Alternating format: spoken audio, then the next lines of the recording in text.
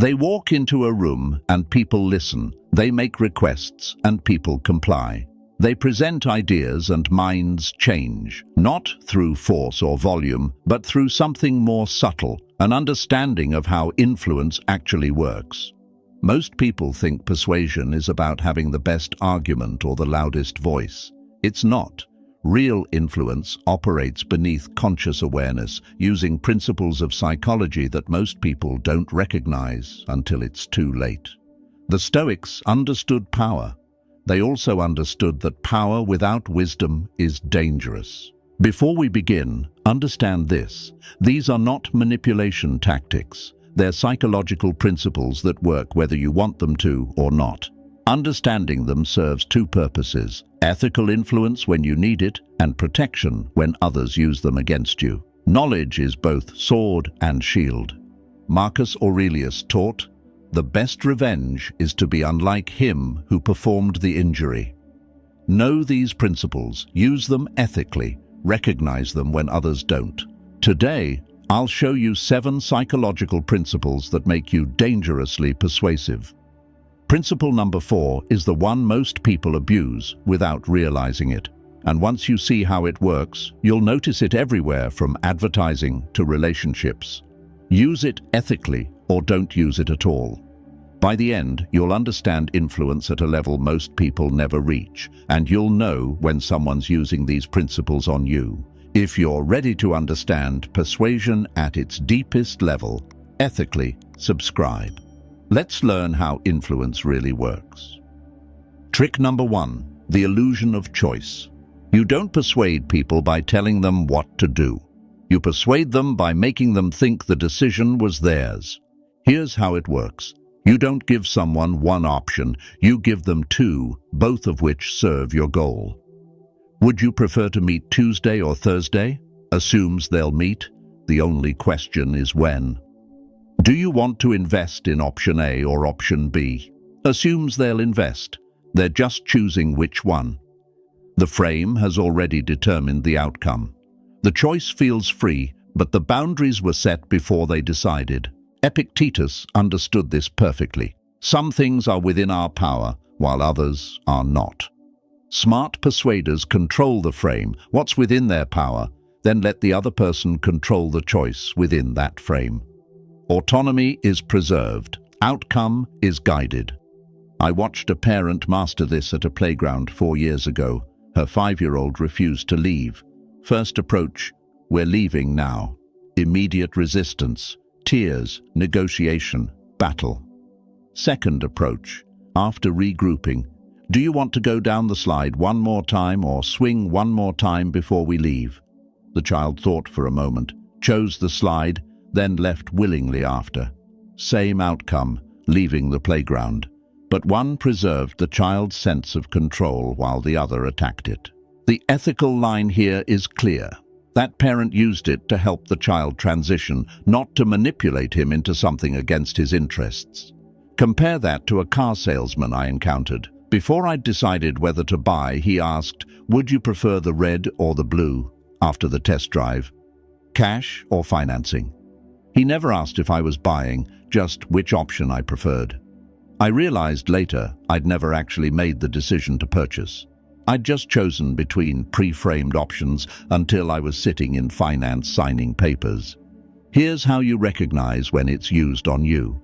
Notice if a whether question has become a which question. Check yourself. Am I choosing between options, or am I choosing whether to do this at all? If you catch it, reframe. Actually, I need to decide if I'm doing this before I decide how. Use this ethically.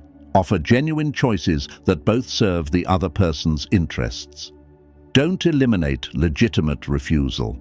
If you're a parent helping a child cooperate, a manager helping a team prioritize, or a consultant helping a client implement, the illusion of choice guides without controlling. But if you're trapping someone into a decision they haven't actually made, you've crossed from influence into manipulation. That's about framing choices. But the second principle is about timing, and it's more powerful than most people realize. Trick number 2, the power of strategic silence. The most persuasive thing you can do after making your point is absolutely nothing. Most people think persuasion requires talking. The opposite is true. When you make a statement and then go silent, you create psychological discomfort that the other person rushes to fill, usually by persuading themselves. Their mind races, they elaborate, they justify. They often talk themselves into your position just to end the tension. You say what needs saying, then stop. Let the weight of your words do the work. Marcus Aurelius practiced economy of language. If it is not right, do not do it. If it is not true, do not say it. The corollary, if it's been said, stop saying it. Silence after truth lets truth land. Over-explanation dilutes impact. I witnessed this power in a salary negotiation 3 years ago. Two people, similar situations, different approaches. The first made her salary request, then immediately filled the silence. I know that's high, but I bring value because of X, Y, Z, and I understand budget constraints, but she talked herself down from $100,000 to $85,000 before her employer even spoke. She filled her own silence with reasons they could say no.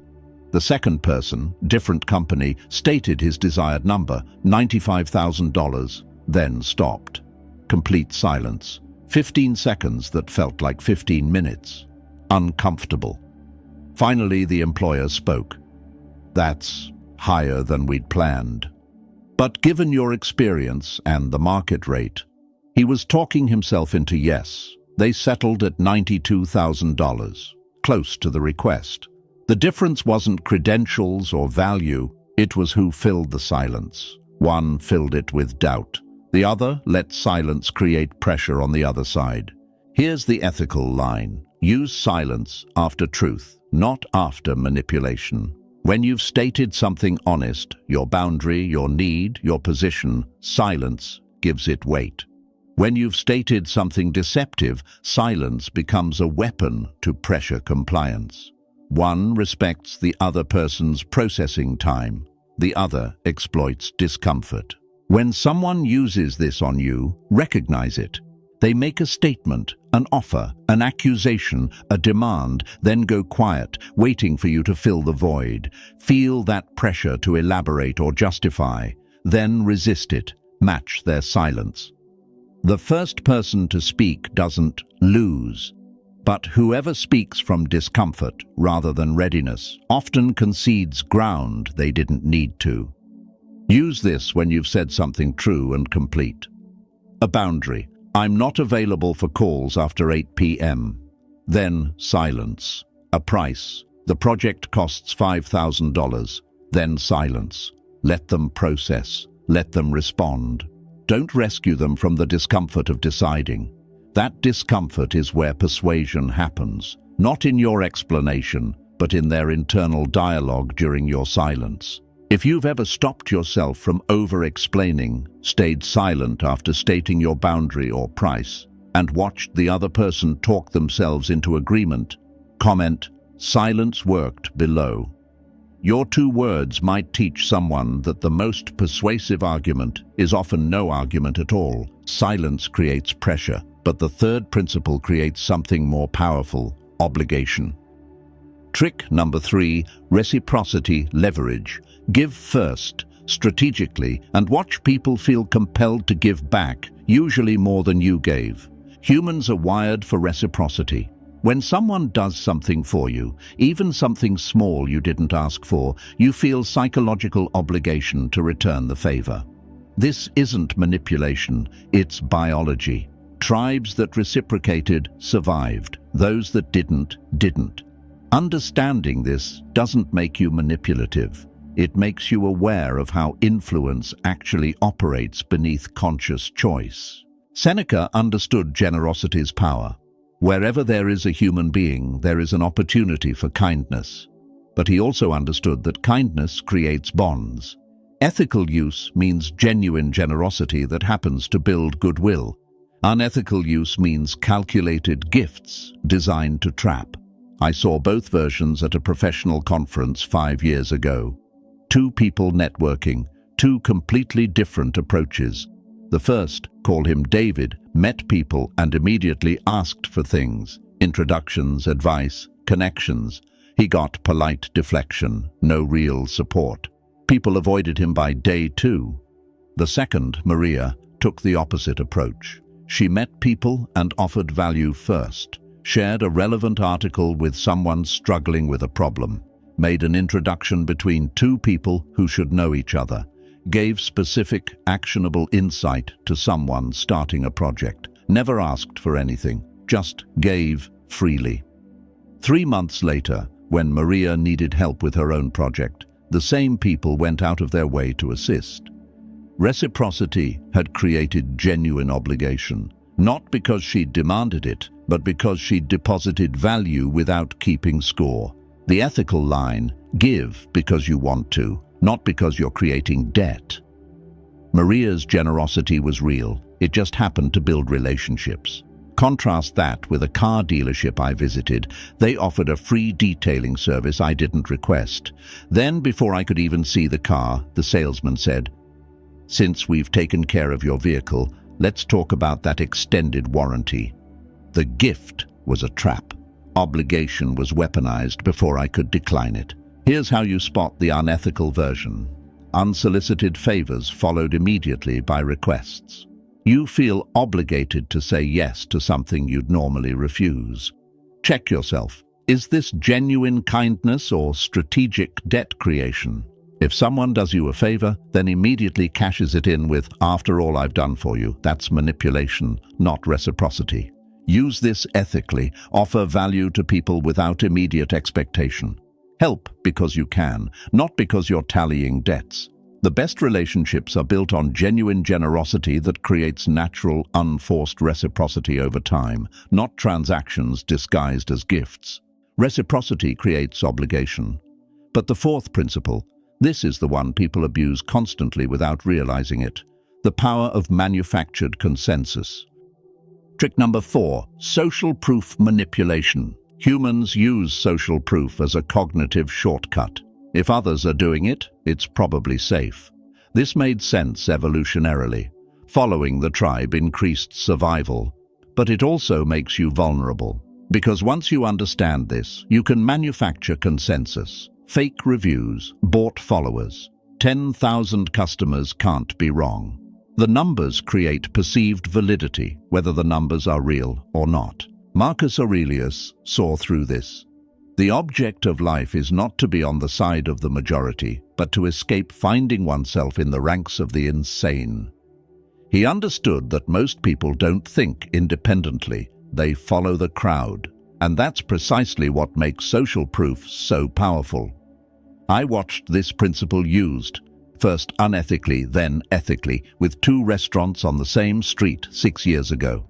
The first restaurant had excellent food but stayed empty most nights. The second had similar quality but had a line out the door. Here's what I discovered. The second restaurant in its first month paid people to stand in line. They manufactured the appearance of popularity. Real customers saw the line, assumed must be good, and joined. The fake social proof became real social proof within weeks. The first restaurant, equal in quality, struggled because it had no initial momentum. Nobody wants to be the first to try something. People want to join what's already validated.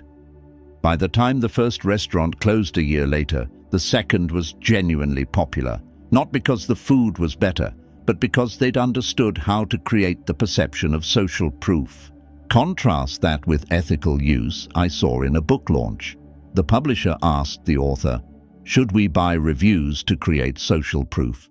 The author refused. Instead, she gave free advance copies to genuine readers and asked for honest reviews. Slower build, but authentic. When sales grew, they grew sustainably because the social proof was real. No manufactured consensus, no fake validation, just actual readers sharing actual opinions. Here's how you spot the manufactured version. Reviews that sound identical or impossibly perfect. Followers with no engagement. Everybody's talking about this, with no evidence of who. Numbers that don't match reality.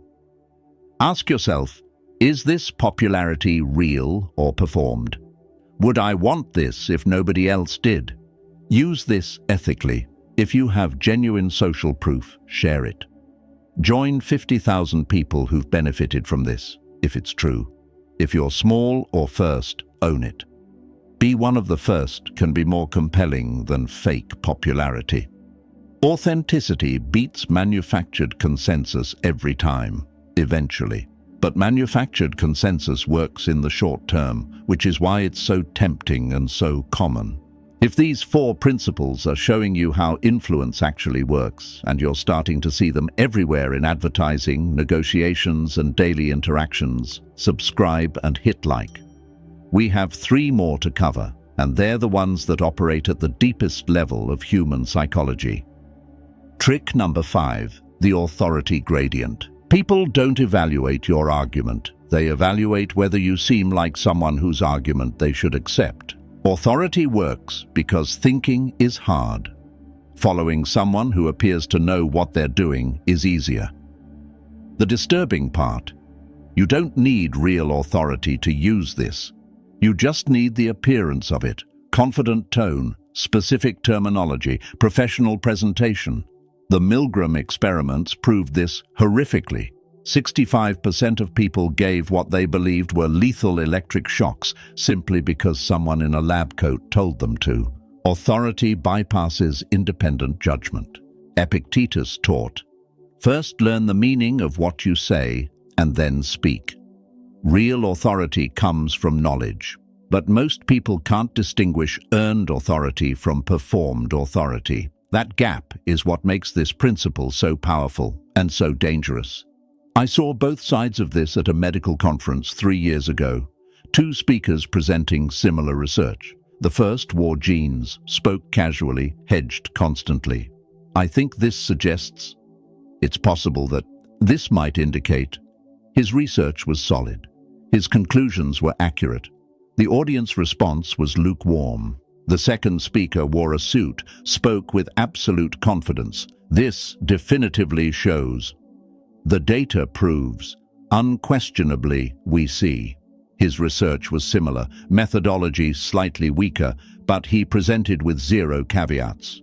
The audience accepted everything enthusiastically. After both presentations, I reviewed the actual studies.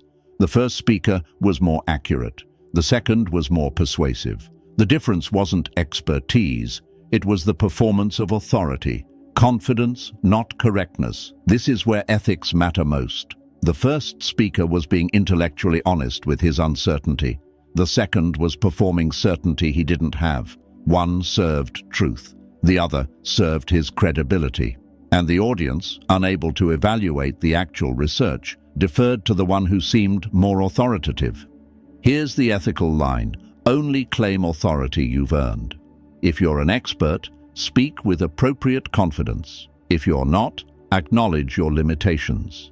The unethical version is everywhere. Fake credentials, borrowed authority, experts say. Which experts? Confident ignorance presented as knowledge. When someone uses authority on you, verify it. Are their credentials real, relevant, and current? Does confidence match actual expertise, or is it covering ignorance? Can they explain their position in depth, or do they deflect when questioned? Real experts can elaborate. Performers get defensive. Use this ethically when you've earned it. Speak clearly about what you know. Own your expertise without false modesty.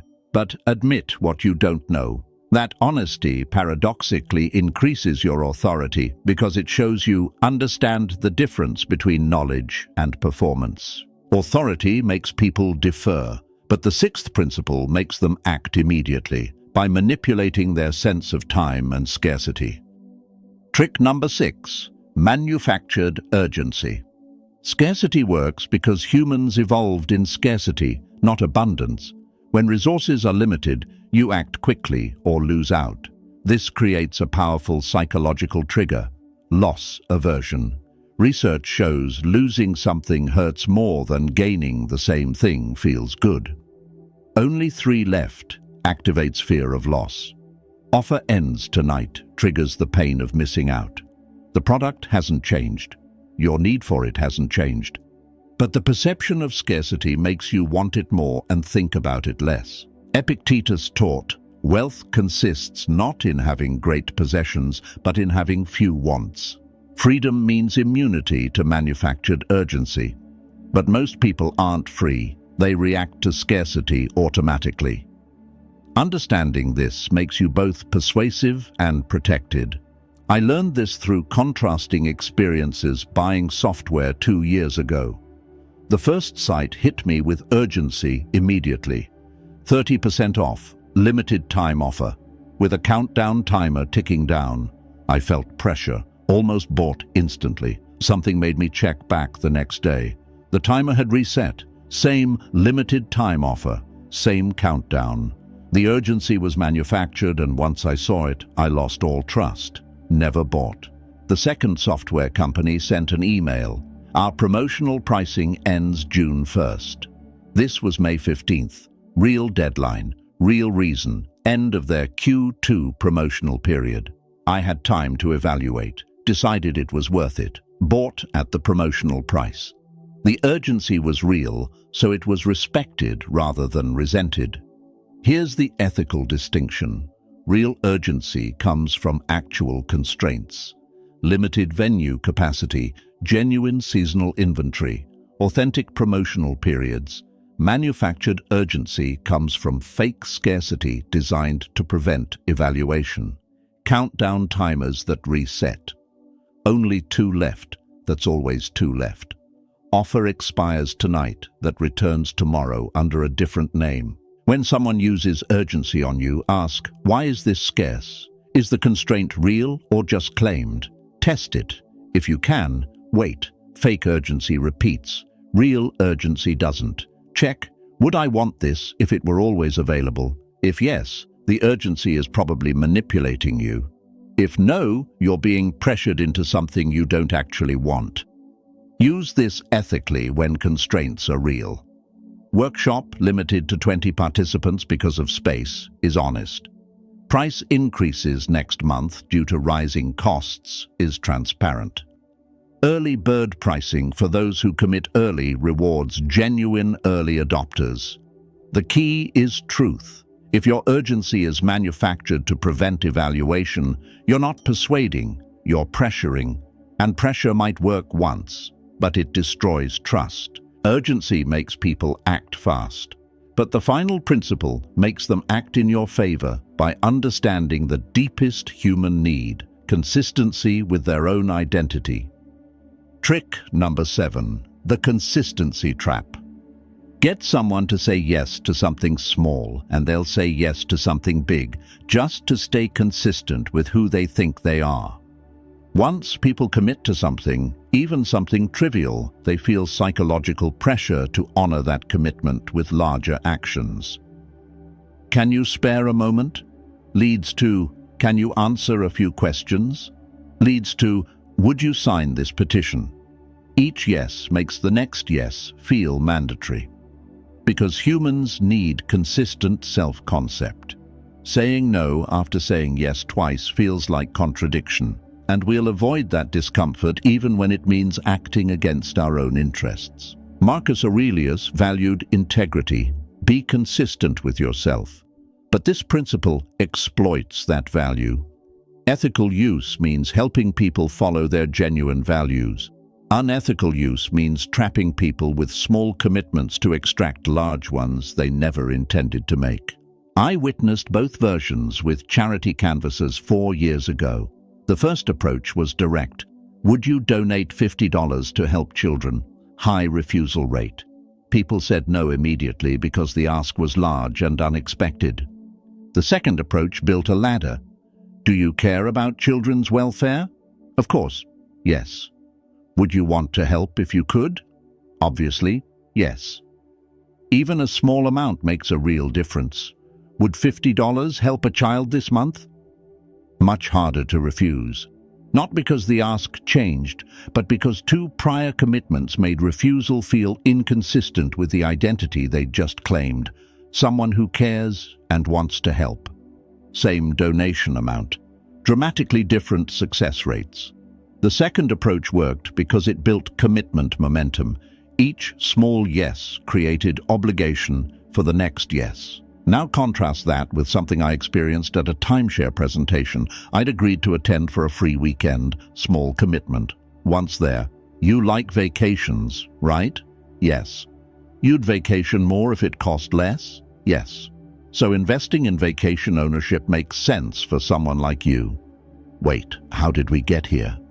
Each small agreement was designed to trap me into a large purchase I'd never intended to make. I recognized the pattern and left, but the discomfort of breaking consistency was real. Here's the ethical line. Use this to help people bridge the gap between their values and their actions. If someone says health matters, asking, does staying up late align with that, uses their commitment to guide behavior. That serves them. But building commitment through trivial agreements to extract something they don't actually want, that's manipulation. When someone uses this on you, notice the ladder. Are they asking small agreement questions before the real ask? Pause. Check. Am I agreeing because I genuinely want this, or because refusing would feel inconsistent with my previous answers? You can change your mind. Consistency with your actual interests matters more than consistency with statements you made 30 seconds ago under someone else's framework. These 7 principles, illusion of choice, strategic silence, reciprocity leverage, social proof manipulation, authority gradient, manufactured urgency, and the consistency trap, they work whether you want them to or not. They're operating on you right now in every advertisement, negotiation, and relationship you encounter. Marcus Aurelius taught, "The best revenge is to be unlike him who performed the injury." Understanding these principles gives you 2 powers: ethical influence when you need it, and immunity when others use them unethically. But with power comes responsibility. Now that you know them, you'll see them everywhere. That's the point. When someone frames a false choice, you'll recognize it. When urgency feels manufactured, you'll test it. When authority seems performed, you'll verify it. Awareness is protection. If this changed how you see persuasion and influence, subscribe. Because these aren't tricks to manipulate people. They're principles to understand reality. Remember, the most dangerous person is someone who knows these principles and uses them without conscience. Don't be that person. Be the one who understands power and chooses wisdom. Use these to help, not harm, to guide, not trap.